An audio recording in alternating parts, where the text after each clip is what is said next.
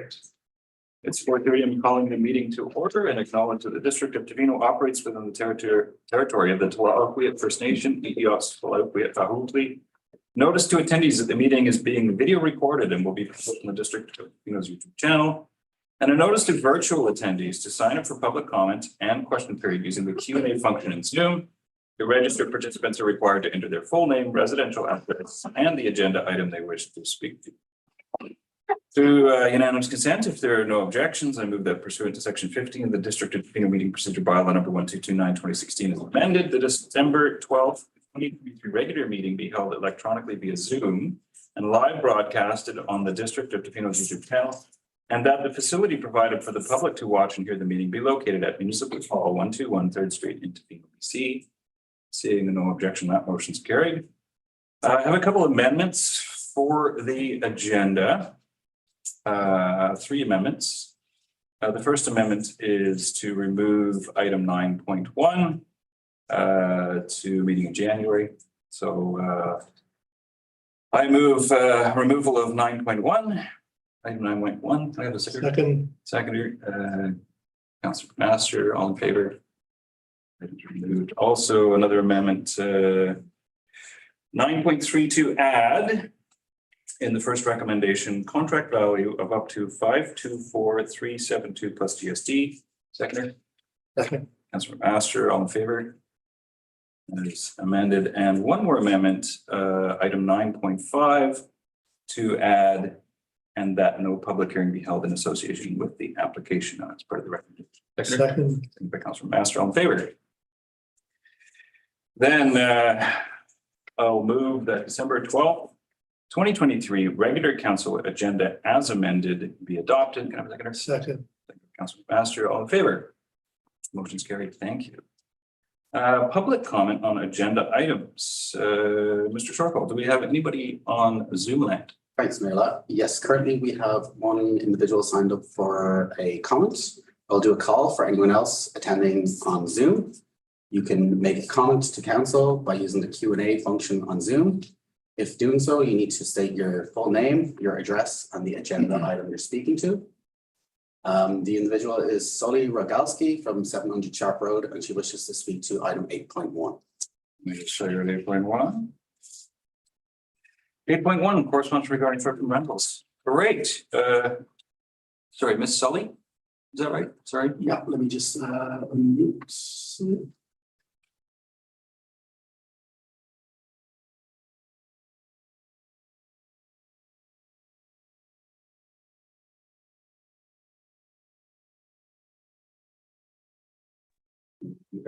Hello.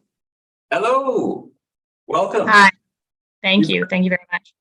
Great. You've got 2 minutes to make a comment. Awesome. Thanks. My name's Sally Rogalski. My pronouns are they, them, and I'd like to speak to agenda item number 8.1, short-term rental correspondence. As I understand in our local community, the prevalence of short-term rentals and lack of regulation around them hinders the ability for people who live, work, rest, learn, and play in Tofino to access long-term secure housing. Housing insecurity, which I myself and many others have faced, lends itself to community members constantly being displaced from their homes to enter the housing shuffle. The heart of this issue lies within the constant fear that we'll be forced out of the place that we know as home, that we'll be required to relocate, and that we have no control over if and when it happens to us. In short, we're talking about an issue of displacing people. If the council would allow me a leeway into another issue of mass displacement, I'm truly here today to ask for an amendment to the agenda which would allow for Karen Habib to speak to the issue of Tofino for ceasefire now. And I recognize that my comment strays from the issue of local housing. However, I implore you to employ your humanity, which can prevail over the bureaucracy of government process, and allow me to speak to the urgent matter at hand. Ms. Sully, I cannot allow that, and I will not allow that. We have to stick to process. We have bylaws. And we will stick to the bylaws. I understand you're very passionate about an issue that demands passion, but we must protect the process because the process protects us, and that is. So I'm sorry, you cannot speak to anything that is not on the agenda. All right, I recognize that, and that's unfortunate. Thank you for allowing me the time to speak today. Thank you. Do we have anybody else in Zoom land? We have no one else online that signed up for a comment period. Okay. Anybody here would like to speak to an agenda item? Please The time is now for making comments for council. Going once, twice, 3 times. Thank you. All right, moving right on to mayor's report. I'll try to be a lot on here, try to be brief. I'm honored to be part of a resort municipal mayor's group, and recently convened a mayor's advocacy group with not only resort mayors, one of the 14 resort mayors, but also CAOs. And we hope to meet directly with ministers in Victoria in the new year to advocate for our communities. Lots going on in the community. Lovely oyster gala. So I want to thank Ryan Orr and Ronnie Lee for putting on a fabulous weekend of oysters. And I was able to be an impromptu judge and hold a stopwatch for a world-class oyster shucking contest. Fantastic stuff. So many things going on in Tofino. I'll look to councillors later on in the meeting to give us updates on any of the wonderful holiday stuff going on. We're sad to see Jen Dart moving from the Chamber of Commerce. Jen has been a fabulous advocate for all things business in Tofino, and I have leaned on Jen heavily over the past few years for advice and insights into the business community in Tofino, and I'm going to miss her in that role. But she's done an excellent job, and I'm sure she'll do an excellent job in her future endeavors. What else we got? Lots going on. I'm going to skip right through West Coast region. We've got great news from the West Coast Committee, ACR West Coast Committee on transit starting up in the new year. And I'll look to Councillor Steer for updates on that later on. Also wonderful news from WildSafe BC. The last 4 years, not this year, but the previous 4 years, almost 10 bears a year had to be euthanized on the coast here. And this year we've had none due to garbage. So I just think that's a fabulous win. But I will remind people that unsecured garbage cans, unsecured refuse containers, either not locked or certainly not locked to something immovable, are able to be dragged off by bears opened.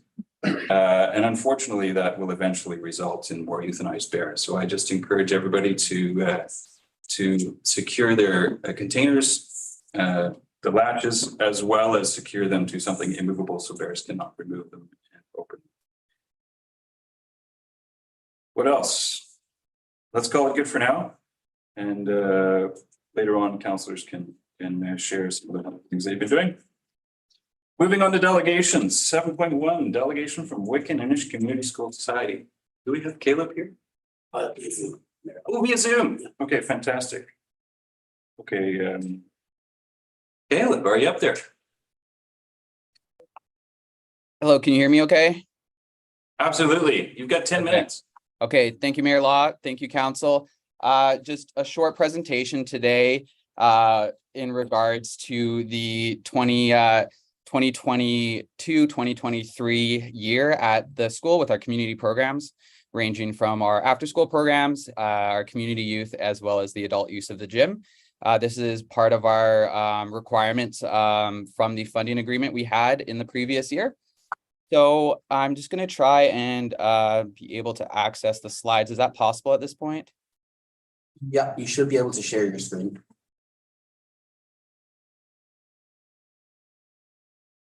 Let's see.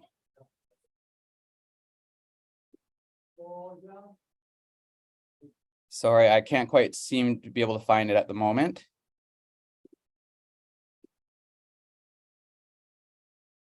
You look at the bottom taskbar, it should be at the middle. There's a green button that says share screen.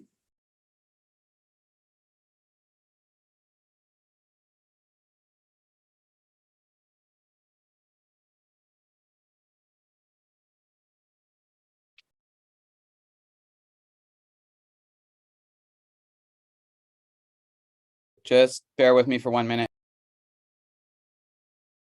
Mr. Harding, if you would like, I have a copy of your presentation I can pull up for you. That would be great. Thank you if you could. I have a paper copy in front of me.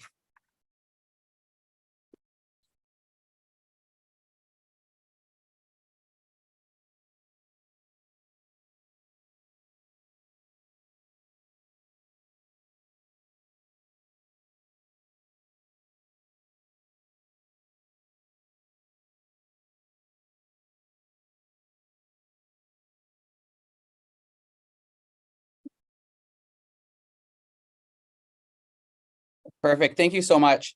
And again, thank you for bearing with me. Just to slide 2 there, just a snapshot of what we do here as the society. So this society was incorporated back in 1995. The mission of our society is to facilitate educational, recreational, social, and cultural activities that enhance the quality of life for all community members in the region. We operate seasonally, so currently that's the 10 months of the school year. There's one full-time staff member, myself, and then we rely on part-time staff, contractors, and volunteers to facilitate all of our programs. We're funded primarily through grants, through subsidies, donations, as well as some program fees that we receive through after-school programs and similar programs. One of our strengths as a society is just our flexibility for program delivery. We're a very small organization, but deliver quite a few programs throughout the year, and as well as the capacity for fundraising. Our 3 major branches that we offer are after-school programs, community youth programs, as well as adult recreation here at the school. And then we also now have rentals, which will be sort of the 4th branch of what we do. But for our after-school programs, fairly successful year. We provide free snack and supervision for students that participate in after-school programs between dismissal and their program. We also include a free bus and boat transportation after any of the programs they participate in to provide those options for students who might live further away from the school. We had 128 Indigenous students use our bus and boat transportation this year, which was a 120% increase over the last year. For this year, we had 520 students in 65 registered programs after school. This is a 58% increase over last year and 32% more programs. This, of course, doesn't include any of like the school sports teams that they operate themselves, any of the after-school programs that the teachers might run, or any of the District of Tofino programs that operated on the field and then also used our bus transportation after. We had about 15 students on average at our weekly drop-in for our youth hangout. Other things we did, we've unlocked quite a few grants this year, allowing for some free programs such as our Central Dialect Language and Culture class, youth hangout, and more. And we've received donations that allowed for subsidized access to after-school programs. Of course, trying to balance here, providing our instructors and staff with a living wage, as well as making these programs affordable to students. It can be a difficult balance from time to time, but we've been able to find some donations to get that cost for families down quite low or to 0. Next slide, please. For our community youth programs, this starts to get into some of the support we've received from the District of Tofino in the last year. Our gym was available for youth from October 3rd to June 3rd of last year. The DOT funded $14,600 for both our community youth and adult programming in the afternoons and evenings. And this included an additional $1,000 grant for equipment purchases. This funding included our youth hangout that we were able to operate for free as just a drop-in model. And up until December of last year, this included our youth basketball teams. We run 4 youth basketball teams, 2 with TFN and 2 that are have members from the whole community. And we were able to subsidize that space through funding with the DOT up until the new year. For the winter and spring of 2023, we found funding elsewhere. We had 640 visits during our youth programs last year, and they ran from about 4:30 to 6 p.m. Every day of the week, and then 3:30 to 5:30 on Fridays. We had 5 new programs for youth this year from 6 to 7, and we piloted allowing youth to participate in the adult programs in the evening, which allowed for them to participate essentially from after school all the way to 9 o'clock in the evening. Next slide, please.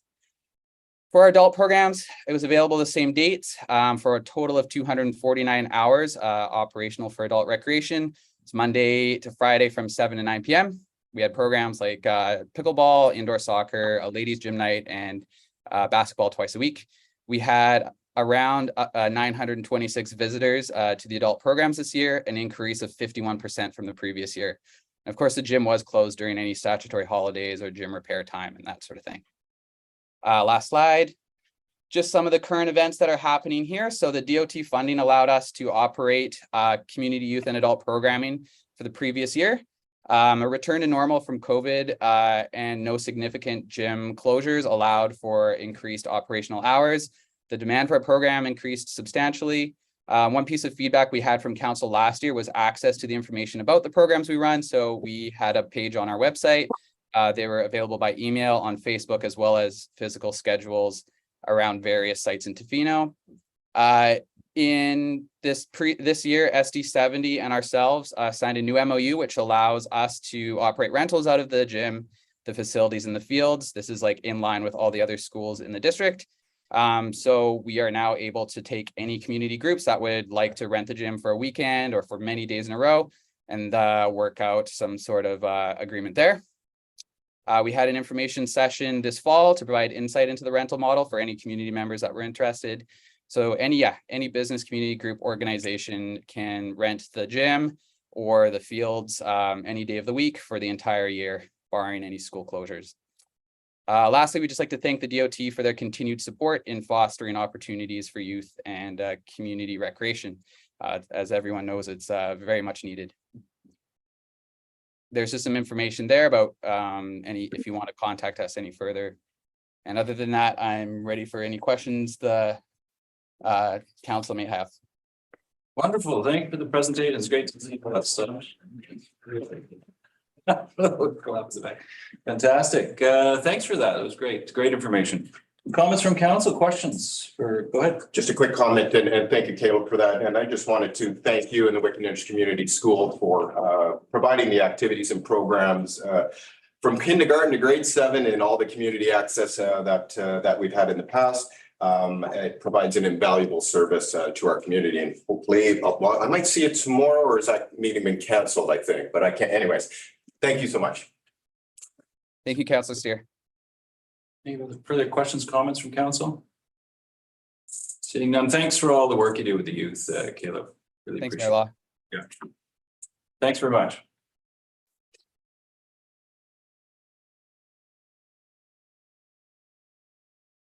Okay, we have item 8.1, correspondence regarding short-term rentals. Comments from council? Comments from council? Sure.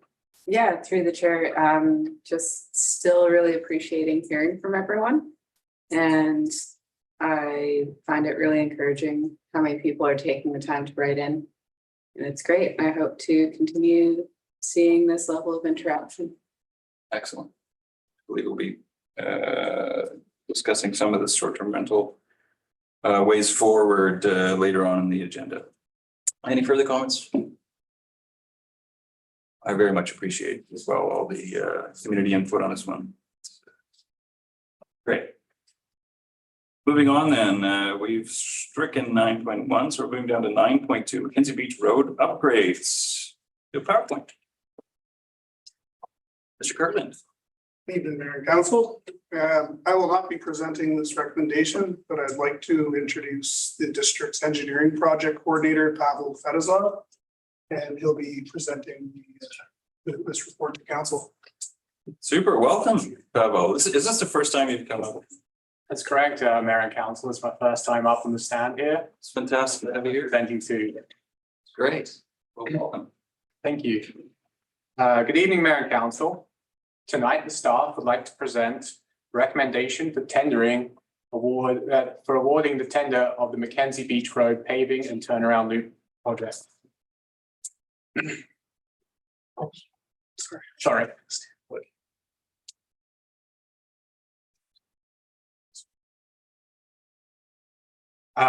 This project was initiated and introduced to council back in late 2022. The condition of the road is a source of various complaints from both visitor and resident populations. Dust is an environmental concern, and has negative impacts on the adjacent fish-bearing creeks and wetlands. A new multi-use pathway will improve pedestrian and cyclist safety. So the Mackenzie Beach Road will be paved from Pacific Rim Highway all the way down to the turnaround loop. There'll be a delineated multi-use pathway that is safe and accessible. A replacement of culverts and drainage infrastructure will also be included, and a public beach access and turnaround loop. The turnaround loop will allow for access to buses and public parking. There is going to be a raised asphalt crosswalk and wayfinding signage at the end of the loop. There will be various wheelchair ramps located during at the turnaround loop, and a water and sewer connection for a future washroom. So the tender for the construction of this project was issued in on September 15th, 2023. The tender closed on October 19th, and Winley Contracting came in as the lowest bidder at just over $1.5 million plus GST. A summary of the bids is just on display in front of you.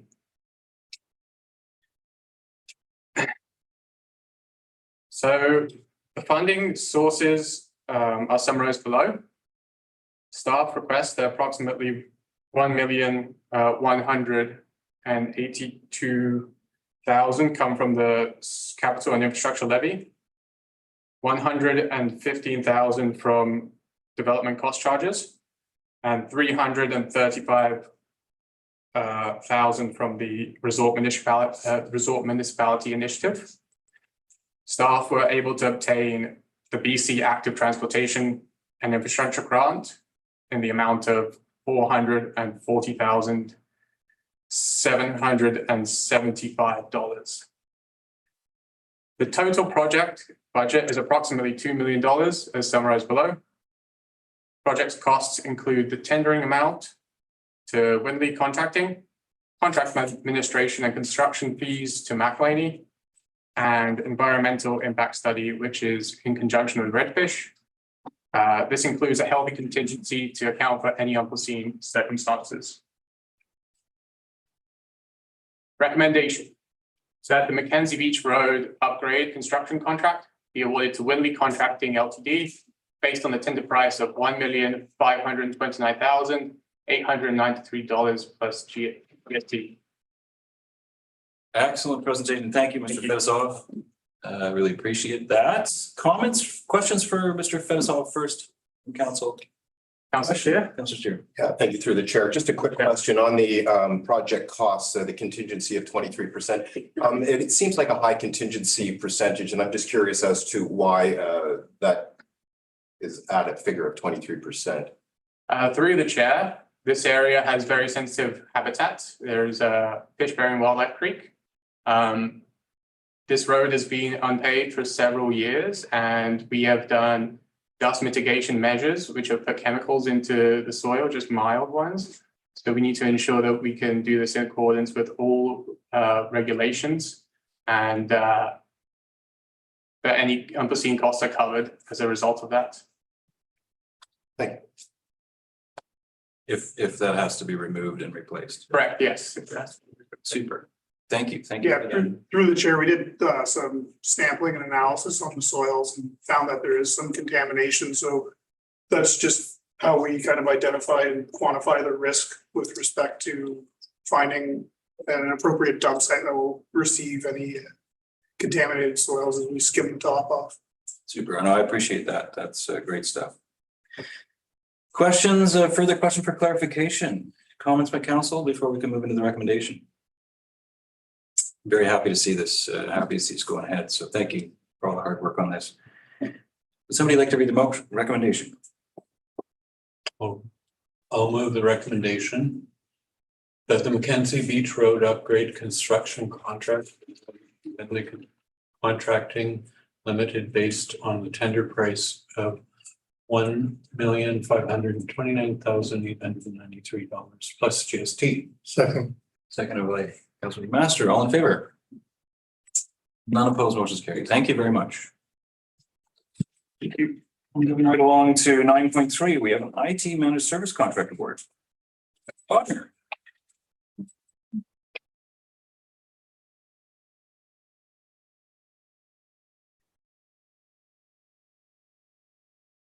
Good evening, Mayor and Council. I'm here today, excuse me, to present the IT Managed Services Contract Award and early budget approval.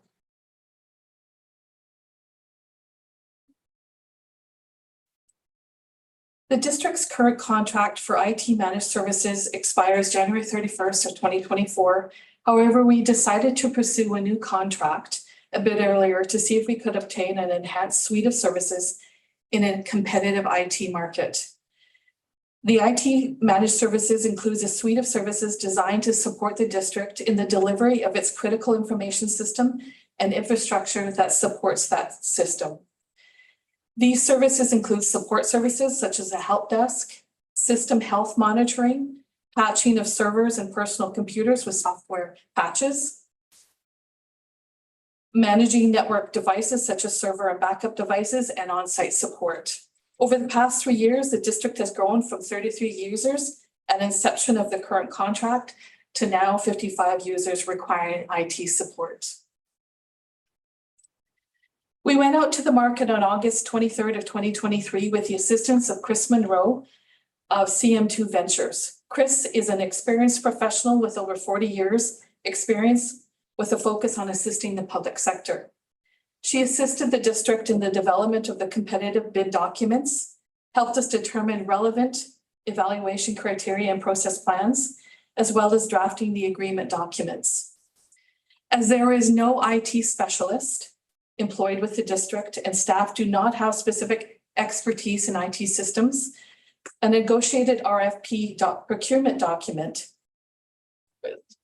procurement tool allowed for open and unencumbered good faith discussions on district's requirements. 6 submissions were received from organizations within Canada, as we have a requirement to keep our data within the country. The evaluation team comprised of 3 district staff, where we used a consensus approach to identify the leading proponent who was invited into a 30-day negotiation.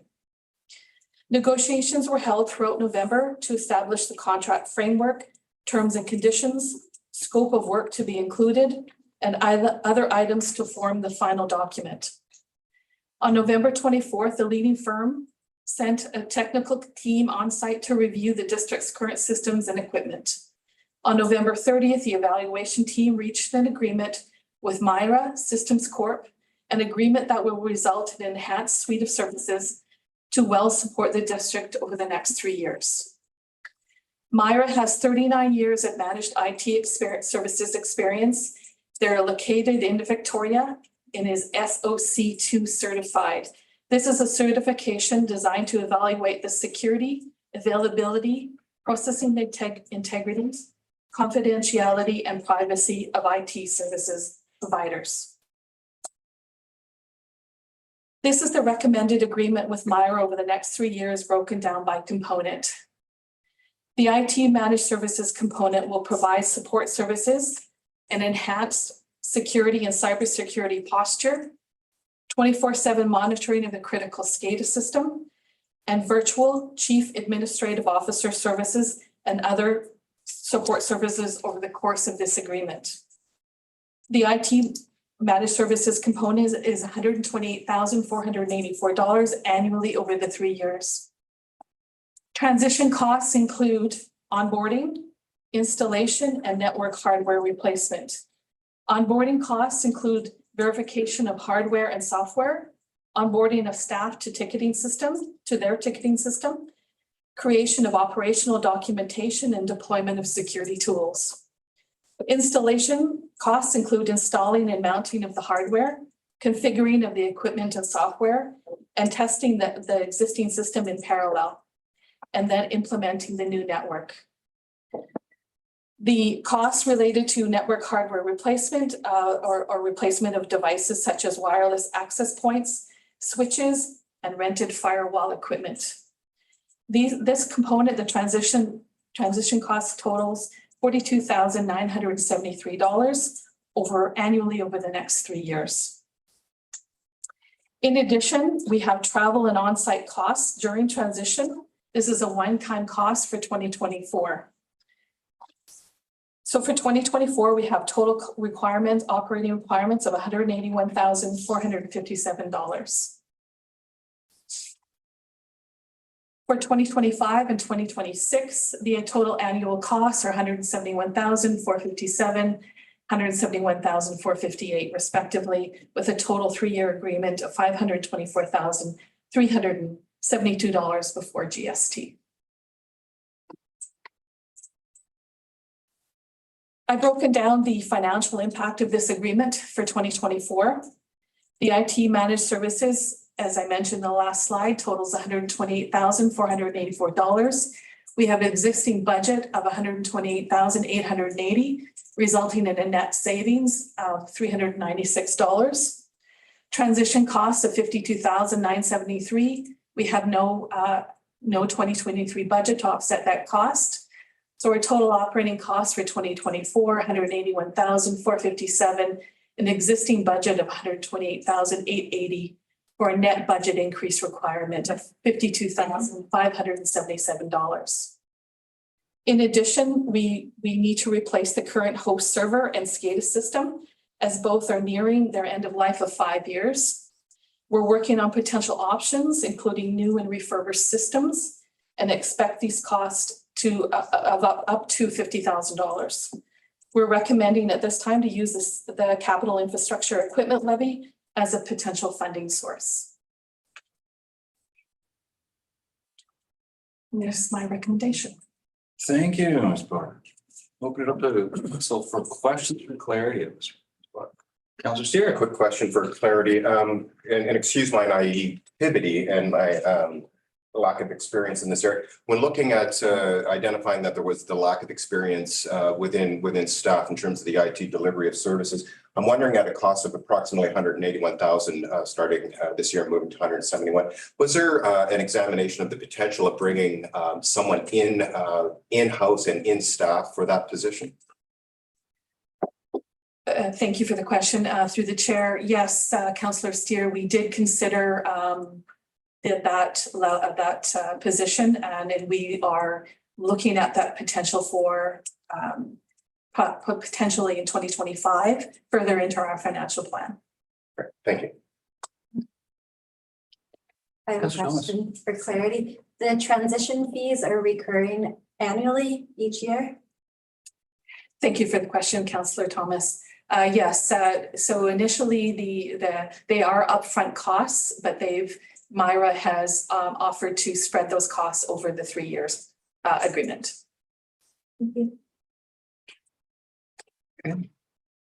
Seeing no further questions from council, any comments before we move the recommendation? With the comments? It's the cost of IT. Actually, I'll move from the chair as I have the actual amended recommendations. So I'll move that the IT managed services contract be awarded to Myra Systems Corporation for a 3-year term with an option to renew for 2 additional 1-year terms based on a negotiated contract value of up to $524,372 plus GST, that the IT managed services budget in the amount of $181,457 be received early in 2024. Receive early 2024 budget approval prior to adoption of the 2024-2028 financial plan, and that a budget of $50,000 funded by the capital and infrastructure levy (parentheses equipment) for replacement of server equipment be approved prior to adoption of the 2024-2028 financial plan. Second. By Councillor McMaster. Any further comment from council? Seeing none, all in favor? None opposed, motion is carried. Thank you, Ms. Black. Thank you. Moving on to zoning amendment 325 Nielsen Place. This is item 9.4. And we have a presentation from Mr. Later.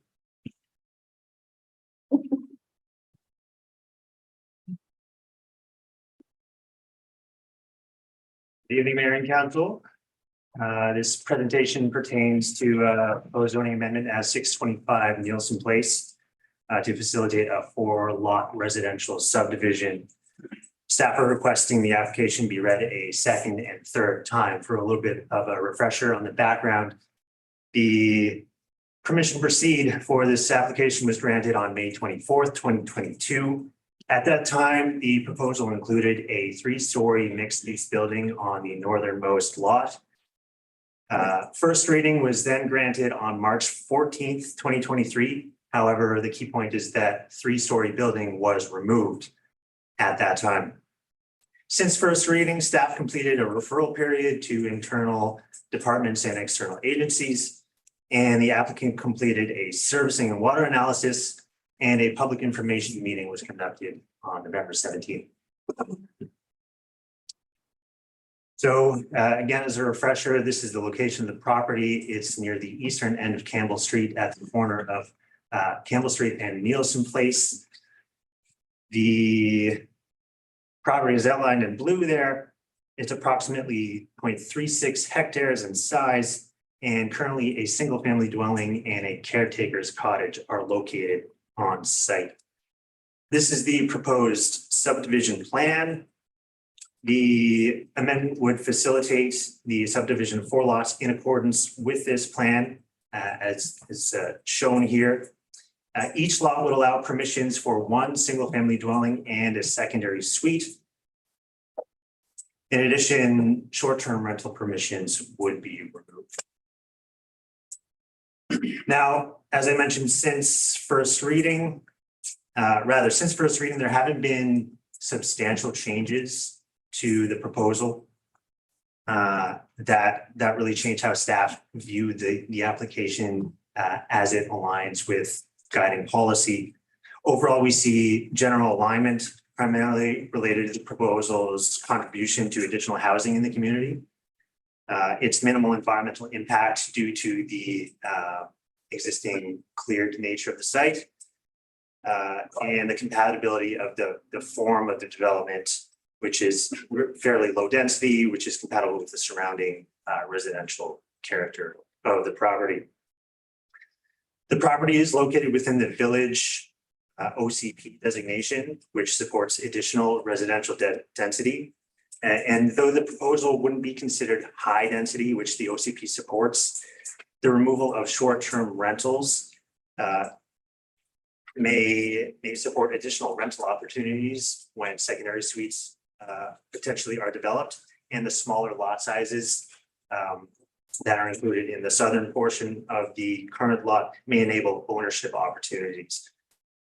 The property is located within walking and biking distance to services and amenities downtown, and it has close access to the multi-use pathway across Campbell Street, though it's noted that limited regulated crossing across Campbell make that access to them up a little challenging. However, the multimodal transportation plan does identify sidewalk upgrades along the south end of Campbell Street between Nielsen Place and Gibson Street in the future, which may address this issue.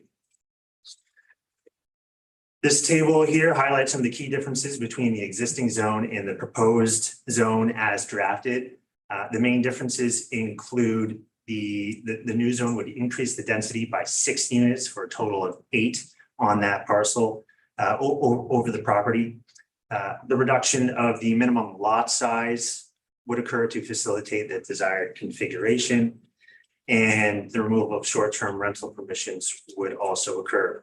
So since first reading, another minor change that occurred was the proposed side and rear setbacks were modified for the 2 smaller southern lots. The side setback was reduced from 2 meters to 1.5, and the rear setback was reduced from 9 meters to 7.5. Those staff don't have any concerns about these reductions.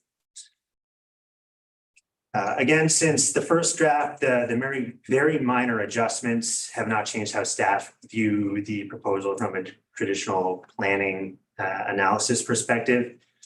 For form and character, the modest increase in density is compatible with surrounding properties. From a housing perspective, though this is not an affordable housing project, the proposal would increase the housing supply in town, and the removal of short-term rentals may support the addition of a longer-term rental units in town. From a traffic access and parking perspective, the application was reviewed from Infrastructure and Public Works, who determined that a traffic impact assessment would not be necessary given the modest increase in density. The rear 3 lots will be accessed from Nielsen Place and via a shared access, and an existing driveway provides access to the north lot via Campbell Street, which will be retained. I want to note that previous iterations of the proposal contemplated creating a new access to the northernmost lot via Nielsen Place. But this was originally the case when the proposal contemplated the 3-story mixed-use building. So since the proposal has removed this building, the applicant would like to retain the Campbell Street access. During referral periods, the referral period, the application was referred to the Ministry of Transportation and Infrastructure, who did not have any concerns with this existing northern access. However, there will be another opportunity for the Ministry of Transportation and Infrastructure to provide input during the subdivision stage, should this rezoning be approved. I also want to note that a servicing brief and water modeling analysis was completed by the applicant's engineer and reviewed by district staff. The results of these analyses were provided to council in advance of this meeting. The results really indicate that the proposal is within the limits of the district's existing capacity on the distribution side from a fire flow and pressure perspective, though it's important to note that impacts on the district's water supply side are uncertain. And as I guess is becoming typical practice for the district now, is staff are recommending the applicant enter into a development covenant or agreement to be registered on title that really highlights the district's ability to potentially refuse the issuance of a building permit should it be identified at a later date that we have insufficient water supply to service the development. From a hazards perspective, as the proposal is outside of previously mapped flood and tsunami inundation areas, staff have no concerns here. As mentioned, since first reading, staff conducted a public information meeting, and this is directly tied to council's resolution during first reading to hold additional public opportunities for public consultation. This was originally warranted because of the potential contentious aspect of the 3-story mixed-use building. That's no longer part of the proposal, but since this was sort of obligated through the council resolution, we did carry this out. It was sparsely attended. 3 members of the public showed up, and there were no concerns raised. Some additional considerations include, as I mentioned, the application was referred to external agencies and internal departments. No major concerns were raised. The community amenity contribution policy that the district has suggests that a $6,000 contribution be made, which in discussions with the applicant will occur following third reading, should that be granted. At the subdivision stage, as I mentioned, further assessment of the northern access suitability may occur, in addition to creating access easements for the shared driveway for the 2 southern proposed lots. Also, when the application was referred to BC Hydro, they didn't have any concerns, but they did mention that there should be some consideration of the installation of a transformer near the southern portion. And that's a sort of a technical piece that can be ironed out at the subdivision stage. And finally, as I mentioned, prior to adoption, should this move forward, staff are recommending that a development covenant be created to highlight the district's authority to potentially refuse issuance of building permit in light of water supply concerns. I kind of just highlighted the next steps here, payment of a CAC, development of a covenant register on title, adoption, and should it be, yes, following third reading would be the registration of a development covenant, and then adoption, and then following adoption, subdivision. That leads me to the recommendation to grant second and third reading. Excellent. Thank you, Mr. Leader. Questions for clarity from Mr. Leader? Seeing none. Any comments? Seeing none. We'll move right on to the recommendation. There is an addition here, so I'm afraid I'm going to have to read it from the chair again. Sorry? The addition is for 9.5. 9.5, what are we at? 9.4. Oh, no, 9.4. It's my sloppy, oh, sorry, arrow went a little too far. Go ahead. Zoning amendment zoning amendment 625 Nielsen Place, second and third reading. Services recommendation that District of Tofino Amendment Bylaw number 1327 2023 be read a second and third time. Second, Councilor Thomas, any further comments from council? All in favor? None opposed, motion carried. Thank you. All right, moving right along to 9.5. You get a little exercise, you get to reprieve, you know, it's all good. 691 Campbell Street. Good evening again, Mayor and Council. This is an application to introduce an amendment to the zoning for 691 Campbell Street. Staff are seeking permission to proceed with further investigations and assessments leading up to first reading or the bylaw stage. A little bit of background, the application was received and deemed complete on August 24th, 2023. And no public hearing is required based on the consistency and alignment of the application with the OCP.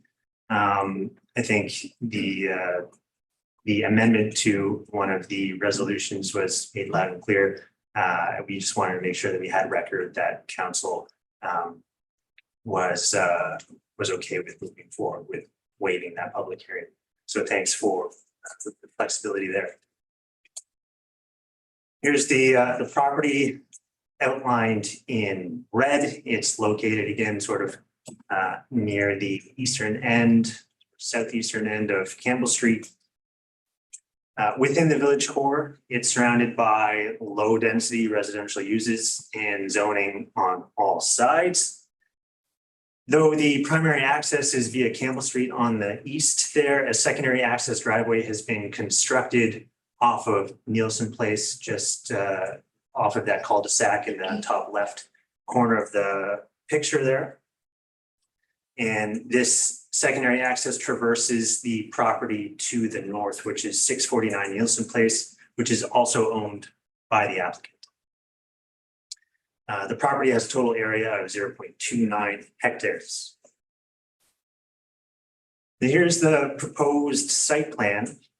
The applicant has proposed to develop 12 units of staff rental housing by repurposing an existing commercial warehouse building that's currently on site. It's currently used for commercial storage by the RPM group, and also redeveloping an existing workshop that's on site. So the two existing buildings here are highlighted in the blue outline. The 11 units would be built within the larger L-shaped building in the western portion of the property. And the workshop in the eastern portion would be developed as a 2-bedroom, single-family dwelling. Unit sizes in the L-shaped building would be a mix of studio 1 and 2-bedroom units, and on-site parking would be provided. Now, due to the repurposing of the L-shaped building, there would be no expansion of the footprint. My understanding at this stage of the proposal is that the proposed single-family dwelling will have a slightly smaller building footprint than the existing workshop in the eastern portion of the parcel.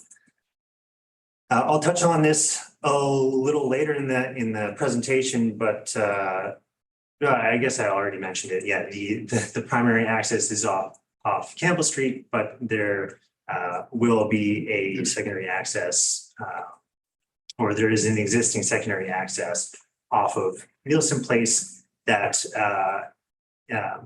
would potentially be formalized through an easement between or an easement. The property owner is the same for the north lot as is the subject property.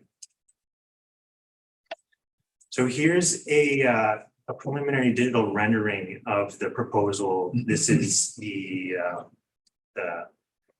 repurposed L-shaped storage building in the left here. It essentially features an updated recessed facade to allow for patio and balcony space. And I guess the rendering of this stage also indicates some soft and treed landscaping and a playground in the western portion. Some photos here just show the existing state of the property. The top left is the warehouse in its current state. The one to the top right is the existing workshop. The photo below that is the secondary access off of Nielsen Place. And the bottom one is the current access onto Campbell Street. So when reviewing the application against relevant district policy, you see good alignment across the board with priorities and objectives. Relevant objectives from the Vision to Action Plan include supporting a variety of housing forms and types, supporting small businesses in the local economy, and this is through the provision of staff housing in this case. Sustainable development in general. This is an example of infill and adaptive reuse of an existing warehouse building. When looking at the OCP, we have good alignment again. I think 3 of the 5 core approaches that are in the OCP are ticked off here, and these really form the foundation of the OCP and speak to encouraging compact and higher residential development within the village area, which the property is in. It's in the village containment, or it's in the village future land use designation. It also lists affordable residential as the highest priority development and encourages compact multifamily, brownfield development, and infill. There are many other aspects of the OCP that are in alignment, but these are just some of the highlights that I felt worth communicating. The West Coast Housing Need and Demand Study 2021 tells us that smaller, denser units, purpose-built rental and staff housing are some of the highest housing needs in the community. And when it comes to the multimodal transportation plan, it's sort of in a similar situation as the previous application I just presented, in that it's within the village core. It has good access to downtown services and amenities, as well as close proximity to the multi-use pathway, though just at the present time, there's sort of limited pedestrian infrastructure on the south side of Campbell Street to really facilitate a safe and regulated crossing across the MUP, though across Campbell Street, though the multi-use multimodal transportation plan does identify pedestrian sidewalk upgrade along that southern portion of Campbell Street. And finally, from a policy overview perspective, the land use demand study identifies a shortage of staff accommodation units in town, which this proposal addresses. Now, when it comes to zoning, the property is currently zoned M2 or light industrial, which permits a variety of industrial uses, including the warehouse that's currently on site. So in order for the application to develop in alignment with its intent, with the intended multifamily residential purpose, zoning amendment is required. Due to the unique nature of the proposal, a comprehensive district, which is then essentially a kind of custom zone, is the most appropriate option. And this new comprehensive district would remove all existing industrial use permissions and facilitate the development of the property as proposed in its proposed configuration. Also of note, short-term rentals would not be allowed. From a planning analysis perspective, form and character, staff really have no concerns, primarily because the layout, the footprint, and the massing of the property will not change a lot, given the reuse of the existing warehousing buildings. The proposed residential use is compatible with surrounding residential uses. But I will note from even though staff don't have any concerns from a form and character perspective, there is no development permit area that's impacting the property. So there's no later opportunity to sort of impose comments related to form and character. That if council does have those concerns, the zoning amendment process is the time to do that. When we look at housing, really this application is about contributing to the community supply of affordable rental housing intended for people that are employed by local businesses. This design reflects a good mix of unit sizes, and also the applicant has signaled preliminary willingness to enter into a housing agreement to formalize restrictions on tenancy and price. It's noted that the applicant had early discussions with the previous executive director of the THC, who shared a list of local businesses that would that are in need of securing staff housing. When we look at impacts to the environment, as previously noted, the site has been developed and cleared already, and there is no real expansion to the development footprint. As a result, minimal environmental impact is anticipated. Though staff are recommending a preliminary environmental assessment is conducted following permission to proceed if granted, to better understand whether there are any site remediation requirements due to the existing and past use of the property for sort of warehousing purposes, and to potentially identify any hazardous materials that would need to be cleaned up. When looking at the proposed site access, parking, and impacts from a traffic perspective, we see there's 14 on-site parking stalls that are being proposed, which is generally in line with our current zoning requirements for multifamily buildings.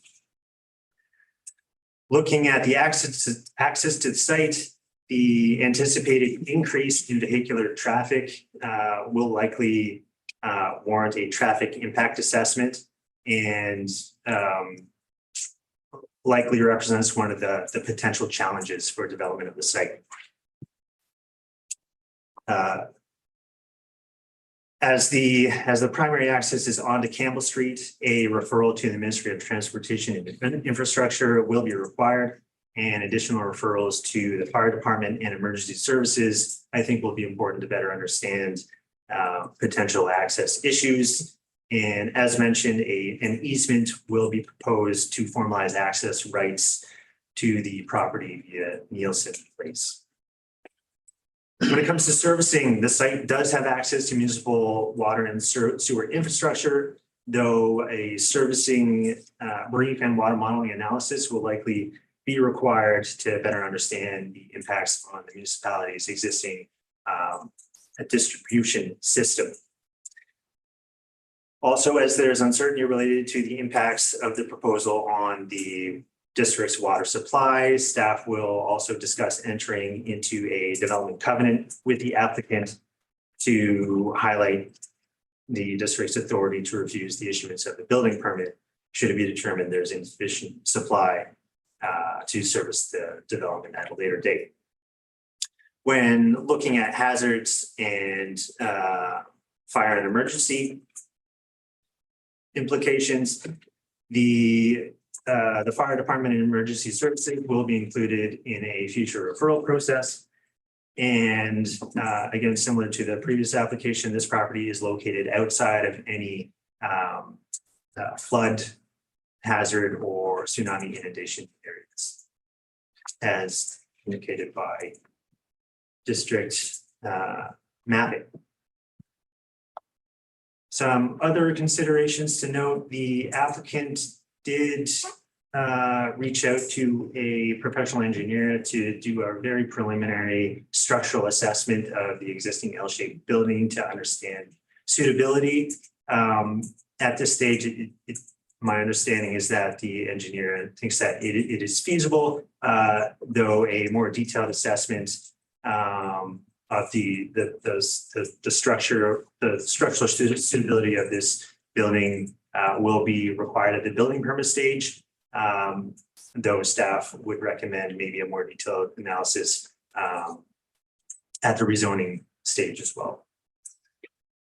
There's another note is that as there's potential to enter into a housing agreement, the project may be exempt from community amenity contribution requirements. And further down the line, development cost charges would be assessed at the building permit stage, but the project may be eligible for reductions because it may meet affordable housing requirements. Summary and next steps. Overall, the proposal represents an opportunity to increase needed rental staff housing in the community, though I think additional assessment is needed to better understand the technical feasibility of the project.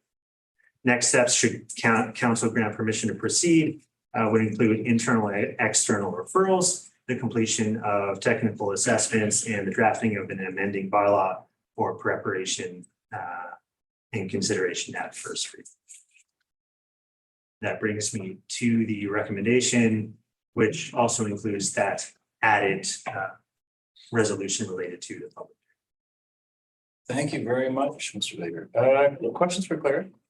I have a question for clarity through the chair regarding some of the language that is used. I see staff housing used intermixed with local housing for residents that are employed by businesses.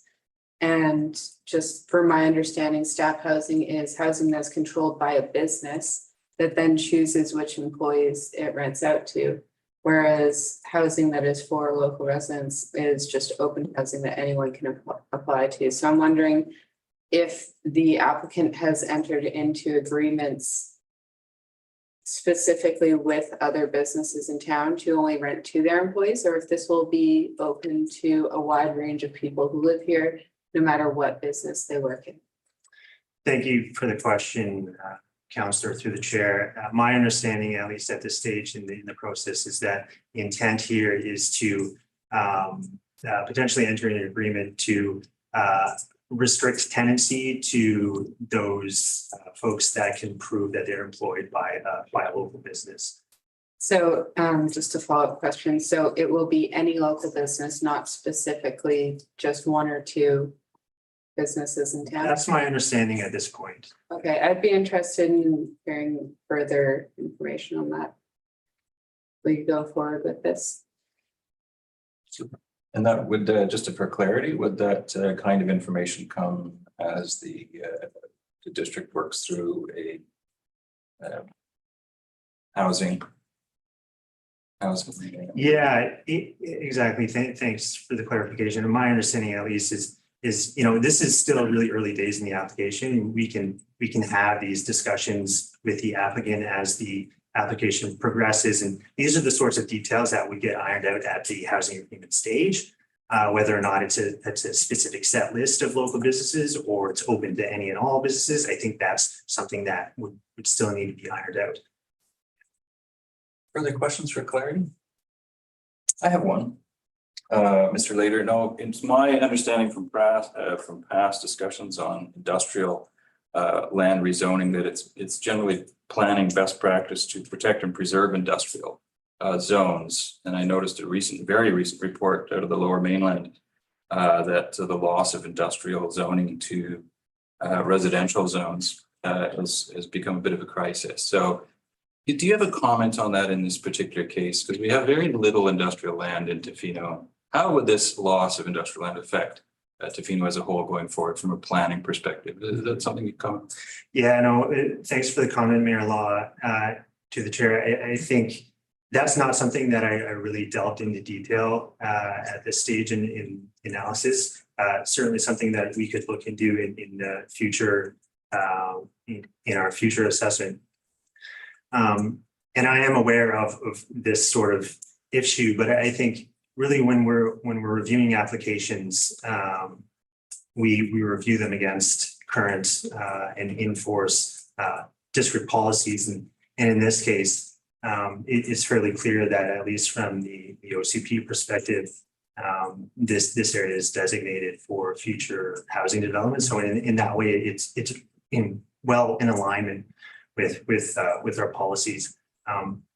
It's a good question. It's a good high level planning question, perhaps something that is warranted through a broader OCP redevelopment process. But just to answer your question, I haven't sort of done a detailed assessment of what the implications would be. My follow-up comment is it's an odd spot for industrial land, but it is something that I think about. A lot of people are looking for light industrial land, and it's very hard to come. So it's just something I thought I would ask. Any further questions or comments from council? We get all the comments now. My comment was going to be in line with what you were saying, just that it's kind of exciting to see a repurposing of a space that doesn't require us to clear any land, because we're seeing lots of things where we are having to cut down trees and make the trade-off, but then had hesitations on this industrial space. So that was it. Generally in favor. Yeah, just a quick comment. You can sit down if you want. Sure. We see the comments. Yeah, very keep you off the hot seat. Very supportive of moving forward with this, and just related to the conversations around the two applications around sort of that pedestrian walkway and that infrastructure that will be required on that south side of the highway there, lack of, in fact, none. So that's a consideration that I'll be thinking about as we move forward onto this application, but very supportive of this project. It ticks about every box that we look at in the last few years. Great. Any further comments from council? I have a comment for council. Oh, good, council. Oh, yeah, just I'd be interested to see the outcome of, but look into the access onto Campbell. That's a particularly difficult driveway, I think, for coming in and out of it as it exists now with the use. So I'm hoping that the access to Nielsen will work out. Super, and I have a couple comments with council, just again, just to reiterate the importance of industrial land, and although now we're in a housing crisis, places are in an industrial zone crisis. So I think maybe noting the odd spot where this is, I'm in favor of moving forward, but maybe as we go through the OCP review and amendments, we can start to look at industrial land is also very important going forward. The other thing I was going to say to council, we've had a couple proposed rezonings along the stretch, and there really is no good, safe pedestrian access there. So I think that's something we should probably bring back to staff if we're going to see a lot of increase in residential use of this area, then we really should fix that sidewalk or create a sidewalk for access to them. That's one of the comments from council. Otherwise, I'm in favor. All right, seeing no more comments, would somebody like to read the recommendation? Can we have it brought back up as amended? Oh, sure. You know what? I can. Oh, sorry. This is the one that's. This is the one that's. I'll read from the chair. Move that staff be granted permission to proceed with further review of the rezoning application for 691 Campbell Street And that no public hearing be held in association with the application. Seconded by Councilor, and all in favor? None opposed, motion is carried. Thank you. Thank you. Okay, moving right along, we have zoning amendments 825 Campbell Street, and this is for third reading. Mr. Thick. Good afternoon, Mayor, Council. Brief presentation. Just a little bit. So this is for the property at 825 Campbell Street. It has come before council previously for consideration of third reading. This is our second consideration. It was deferred last time due to some concerns with the bylaw and some information council requested from our staff. So kind of reiterating what I just mentioned, the application was initially received November 7th, 2019. It's gone through various readings and iterations during 2021 and 2022. The public hearing for this application was held on June 13th of this year. Third reading was last reviewed by council on October 10th, but was deferred until some concerns with the bylaw could be addressed. The property location is about a 26-acre property, kind of stretches starting from Ayler Street over towards what is currently the trailer park and the gas and go. So a very large property. The actual rezoning that we're considering only impacts a certain portion of the property, but there are development plans for the entirety of the property in the fullness of time. So what we're considering currently is a zoning amendment that would allow for the development of a 55-unit apartment building and 24 single-family lots. Each of those 24 single-family lots would also have permissions for a secondary suite. However, no short-term rentals or bed and breakfast, no vacation rentals of any sort would be permitted through rezoning. This is the current site plan that we're working with. The areas that are grayed out are kind of for future phases of development. Those aren't really set in stone at this moment in time, but what we're considering currently, I'm not sure if this, I don't think the pointer works on this one anymore, but I think council is fairly well aware of the 24 single family units, which would be kind of in the southern portion of the lot, and the 55-unit apartment building, which would be accessed off Ayler Street, approximately behind the Co-op gas station and the residential buildings around that area. So one of the things that was a little bit of a concern for council during the last appearance of this particular application was servicing. There was some information that staff didn't quite have answers to at the time. There was a servicing brief provided, and there was also water modeling completed. I believe this was well over a year ago now. It was reviewed by the district prior to consideration of second reading. I think the confusion arose not so much from the lack of a provision of a servicing brief, but just some misunderstandings about our ability to actually provide water in the fullness of time through this particular development. At this point, district staff, district engineering services don't really have concerns with the water distribution infrastructure in this particular area, though as has been regularly discussed at this council, we have often concerns over the supply that we have available. So the development covenant, or one of the clauses within the development covenant, gives the district some precise control over the issuance of a building permit or the approval of a subdivision. The district retains these rights regardless of this particular language in the development covenant. However, this is something that we have chosen to include to ensure that that's transparent to the developer, as well as the mayor and councillor are well aware of that as well.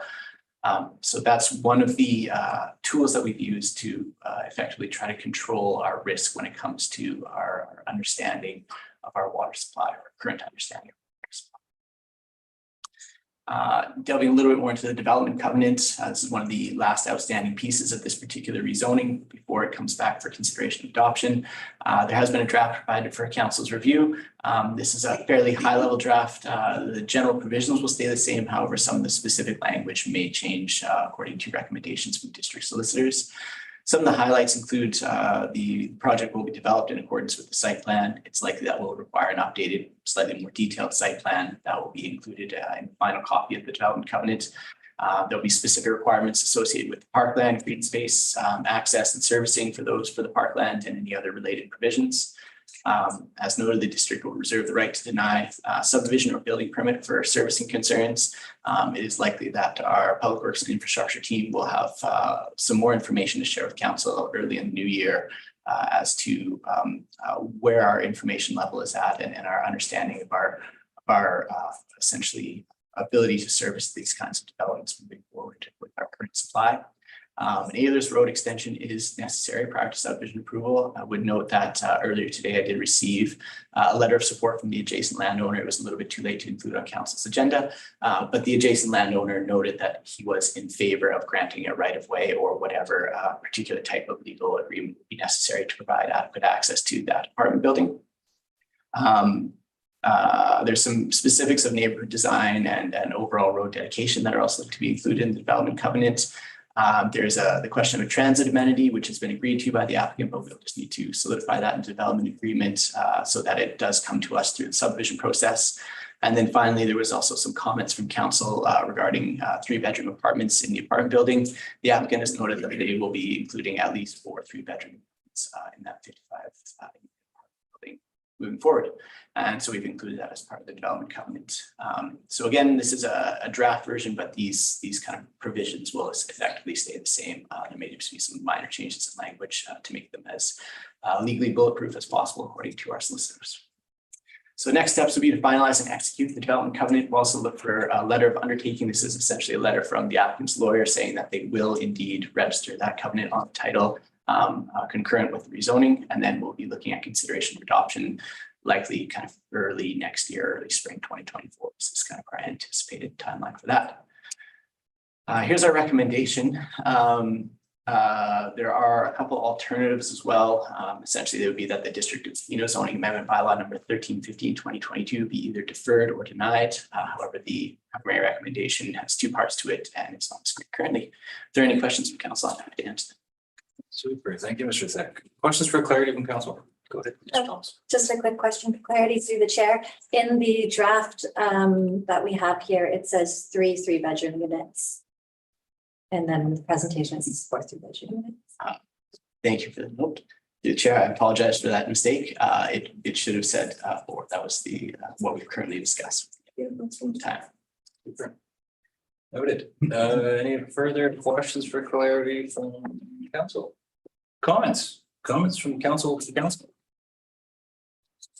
Seeing none, I think we've all seen this quite a bit, and it's come back, and I do appreciate seeing 4 3-bedroom units in there. And the language, reading through the language of that covenant. It's very helpful. Thank you.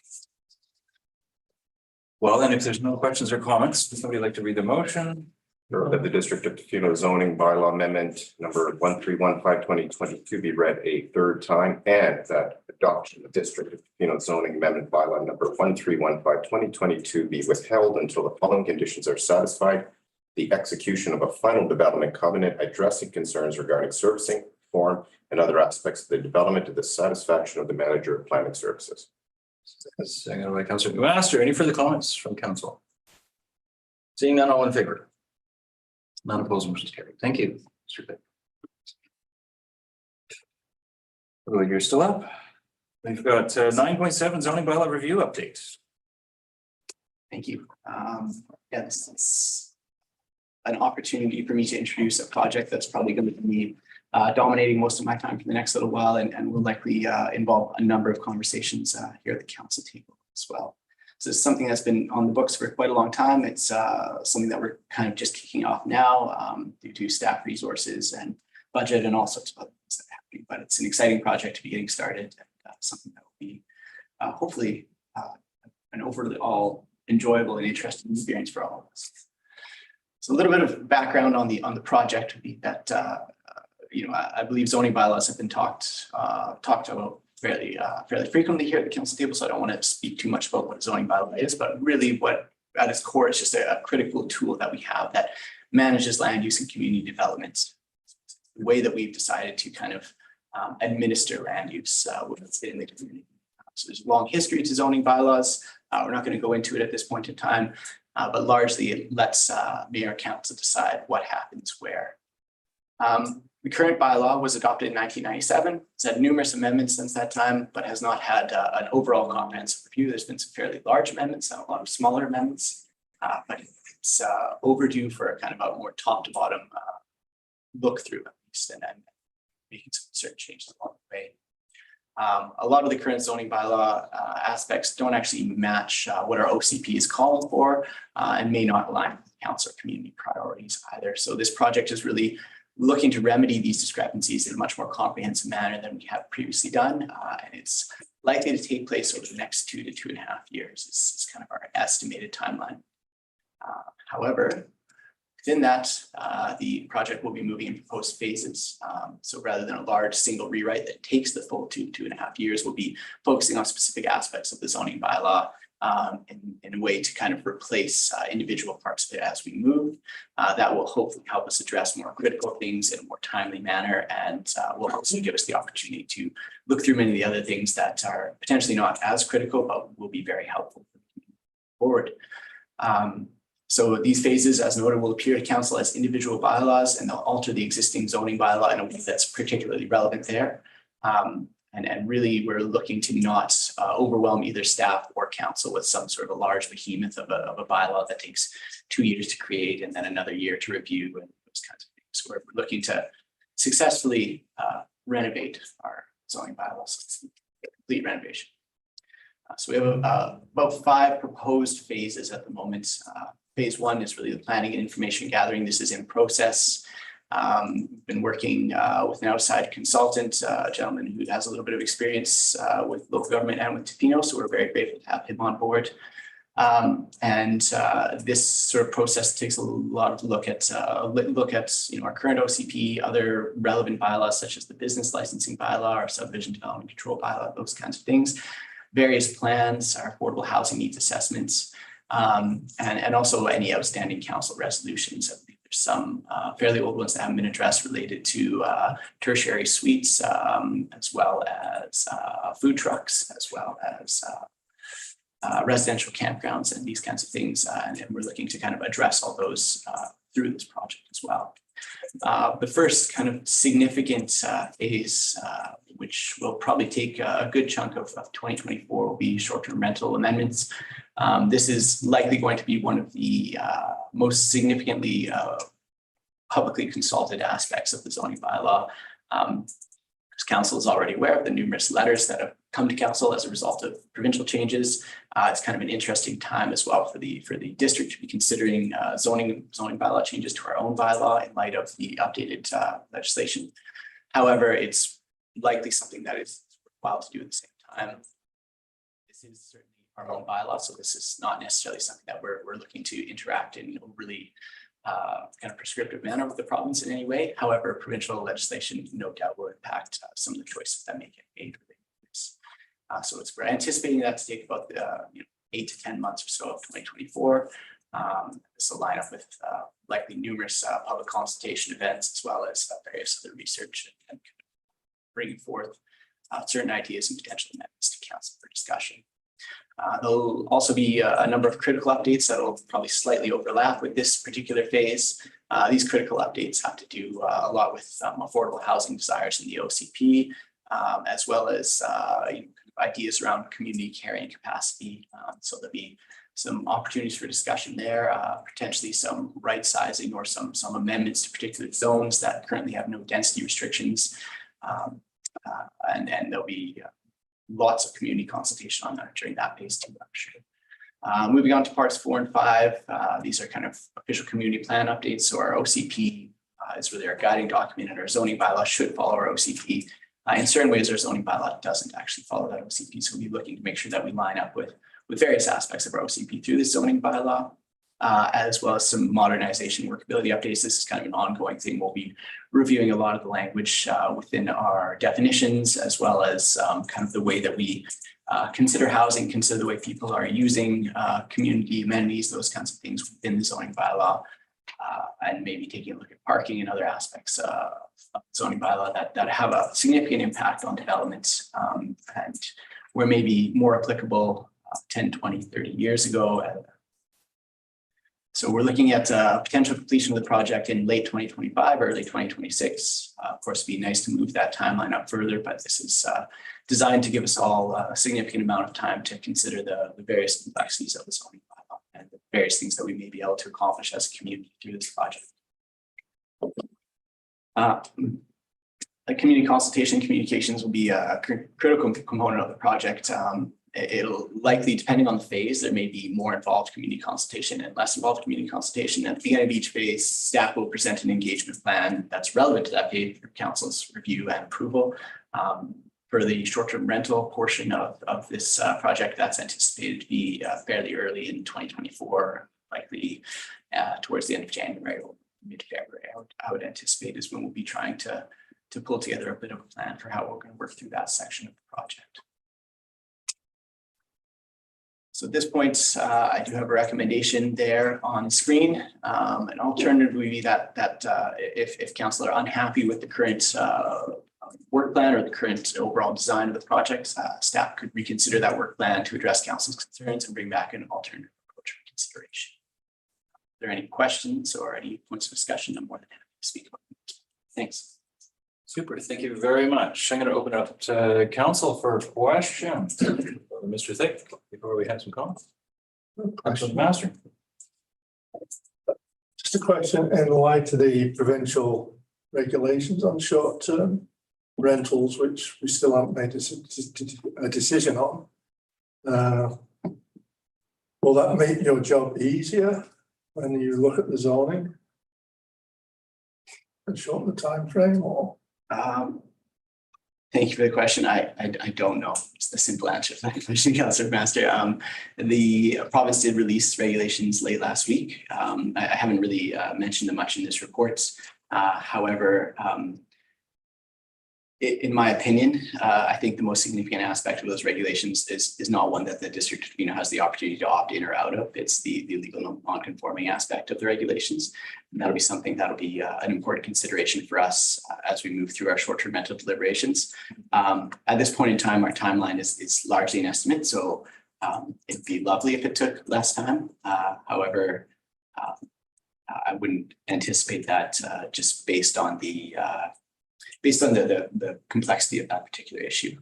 However, working with the province, or I shouldn't say with the province, but at the same time as the province is introducing these changes is actually quite helpful, as it means we don't have to repeat this exercise another time in the future. Just in the past, we have looked at trying to change our zoning for short-term rentals. We've always had legal opinions that it's really difficult. For the past 3 council terms, I think. That is correct. Thanks. Through the chair, I'm not sure exactly what the content of those legal opinions was. It's quite easy for us to change our zoning bylaw. However, given that there are existing permissions for short-term rentals and many local properties take advantage of those permissions, it is hard for us to claw back those permissions until quite recently, when the province made this announcement around the loss of legal non-conforming protections for short-term rental operations. So I believe, again, I'm not sure exactly what those legal opinions were kind of getting at, but they may have changed as a result of this recent provincial legislation. Thank you. Questions? I have a question. I just want to note, in the report, it does make it clear that council's discussions on principal residence requirements opting in can happen at any time in the short-term rental review phase. Now I'm wondering if it would be advantageous for council to direct staff to front load the STR phase with that discussion primarily, because it seems like zoning questions would follow after council's decisions on principal residence, and would make a significant impact into following discussions, whichever way council was to go. Is that something that if council was to talk about that, is it something that you would need direction on, or is it already included in this provision? Like, is it already a provision of this that we could go ahead? Thank you, Mayor Law. I think of the best way to answer the question. I would say that whether or not council chooses to opt in to the provincial legislation, it still may be advantageous for the District of Tofino to make some very specific changes to the zoning bylaw, depending on council's will, to kind of supplement provincial legislation. if that's indeed the way that council chooses to move. I'm not sure how to answer the question exactly. I think without any, I'm trying to ensure that what we're doing right now is, this is the zoning bylaw for the District of Tofino. However, there's no question that when we have the short-term rental discussion, it will have to happen, kind of with the consideration for provincial legislation. It may be that council is considering essentially the same types of things through these discussions and how council wants to approach this. Again, I'm trying to choose my words carefully, but again, to kind of go back to what I mentioned earlier about the loss of legal non-conforming status, it may be that is an opportunity for council to look to the zoning bylaw to incorporate a particularly Tofino-based solution or changes to short-term rentals. That's the way council wishes to go. Or it could be that any changes council makes supplements what the province is already trying to do. Again, I'm not sure if that's an answer to your question, but it's certainly the two things will be likely tied together depending on how council chooses to interact with the provincial legislation. So they'll be tied together regardless, but they may the conversation may change a little bit depending on how council chooses to interact with the provincial legislation. But again, I really want to reiterate, I think the most important part of that provincial legislation when we're considering short-term rentals within a zoning bylaw context within the District of Tofino is the loss of legal non-conforming protections. That's going to be a very significant aspect of the conversation through the zoning bylaw, regardless of whether council opts in or opts out of the provincial legislation. Yeah, just to be clear, the legislation covers us. It's only one particular part of the legislation, just for anybody listening, that we have the opportunity to opt into that as principal residence requirement. Everything else applies across the board to all municipalities. Thank you for that. Any further questions for Mr. Thick before we move into comments? Yeah, of course, there's a lot of talk about the short-term rental, but there were other provincial measures that will impact it. And one of them is allowing for increased densities on single-family dwelling lots and other ones that apply more in urban settings to do with allowing for increased densities around transportation hubs. I'm just wondering, the question, my question here, those things I hope will also be incorporated into the thinking as we move through this review. And I'm just wondering if you see any impacts and changes coming to the zoning bylaw, sort of out of that. Thank you for the question through the chair. I'm not sure exactly which legislation you're speaking of, but the legislation, in my understanding, that's come recently from the province to do with essentially a blanket upzoning of the whole province really only applies to municipalities that have 10,000 citizens or more. That's my understanding. I'm not sure if we have the opportunity to opt in or opt out, but doing those kinds of upzonings are certainly a consideration, or pre-zoning maybe is one way to describe it, is certainly a consideration for us to do through the zoning bylaw. I think it may be at times appropriate in certain areas of Tofino to pre-zone particular areas. However, that'll have to be done very carefully and thoughtfully and in conjunction with our public works and infrastructure departments, largely taking into account water supply capacity, as well as stormwater management, parking, and sewer, and all these other kinds of things that the clever folks in that department think about. Thanks. Super. Okay, well, let's have a round of comments and we'll let you off the hot seat there, Mr. Thick. We have comments from council about this proposal.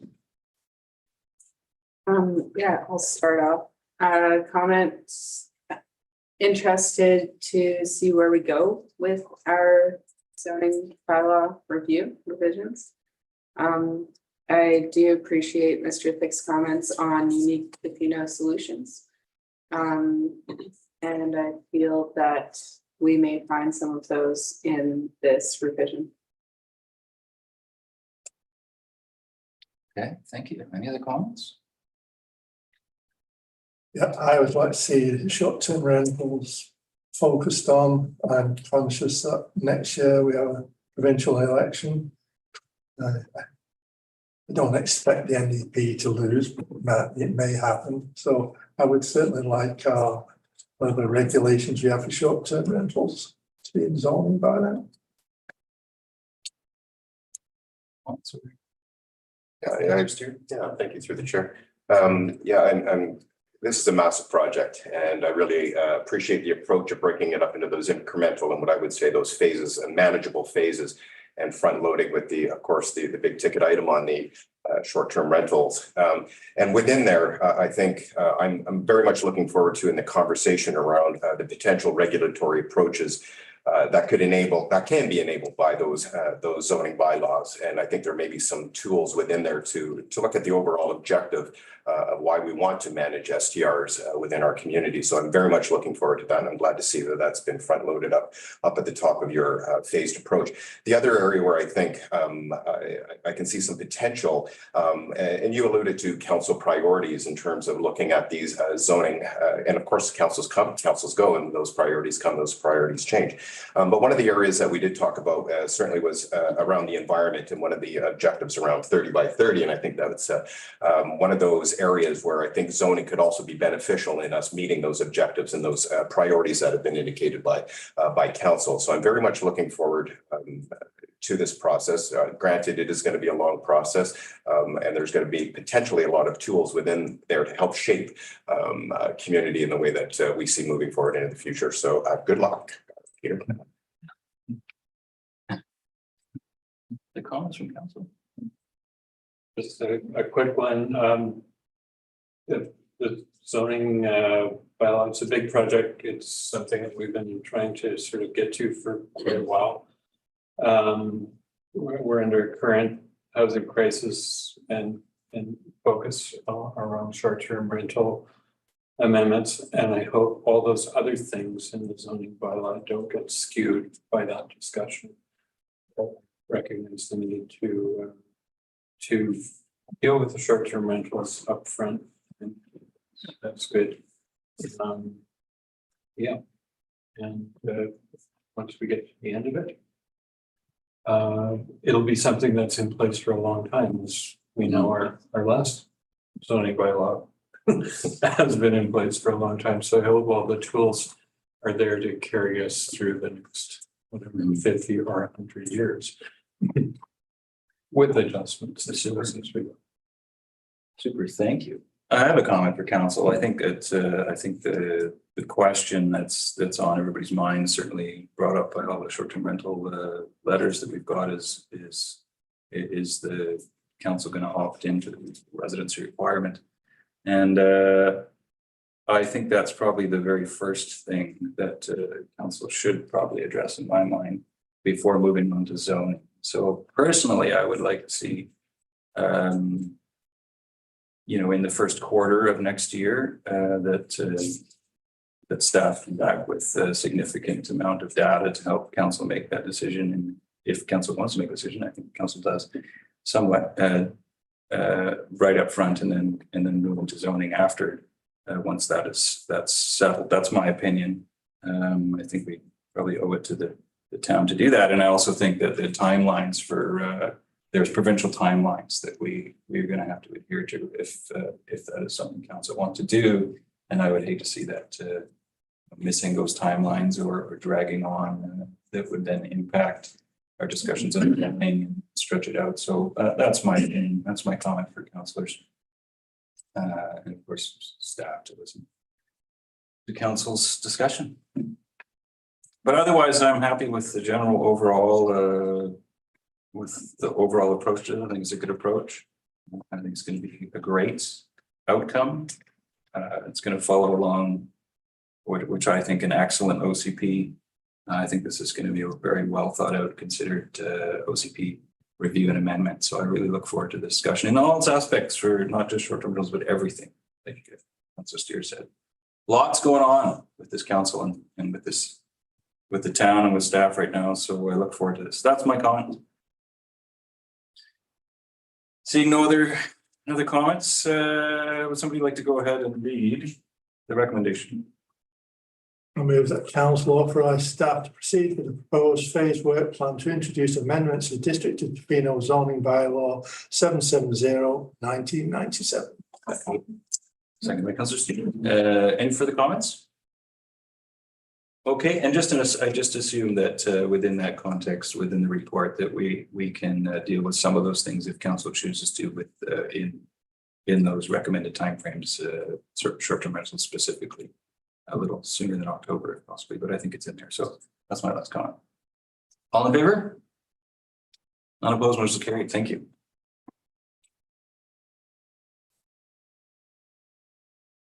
All right.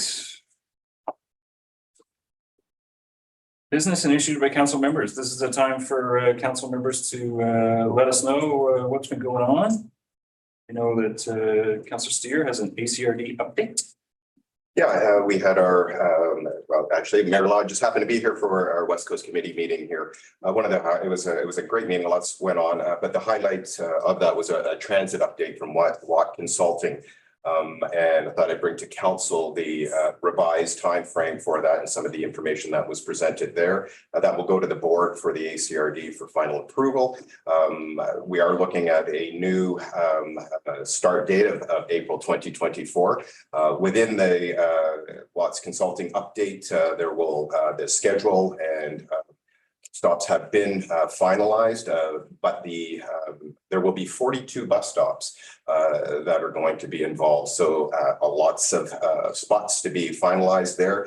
There's approximately 24 of those will be in Tofino. Just to give you an idea. And the other ones are, of course, Yuki, Taistanis, and Assawista will have a couple. Yuki First Nation will have 4 at Taku. There will be 2 roughly around the Highway 4 Junction area and roughly 4 in the Pac Rim area. So within those, there's some discussion around exact locations, shelters, and talking with our staff here. There may be some conversation around where those might be symbiotic within the District of Tofino. So, and then the funding for those, there was some conversation about where we might access some of that funding through the Community Futures Grant as well. There was an interesting conversation around, because this is potentially an interim service, there's still going to be conversations with the Ministry of Transportation and Infrastructure and BC Transit, which we've been engaged with for some time now. But one of the interesting things was how much do we invest in this interim service? And one of the things is, for example, fare boxes. I never would have thought, but initial thoughts is those old school gravity fed boxes where you throw your money into, as opposed to the digital format that BC Transit has. So there's conversation about around, we want that service to be as accessible and usable as possible, and even in the interim. So there's conversation of how much do we invest in those systems as opposed to go low tech, and hopefully within the next fiscal year, we'll be looking at BC Transit coming on board. The other interesting was around branding.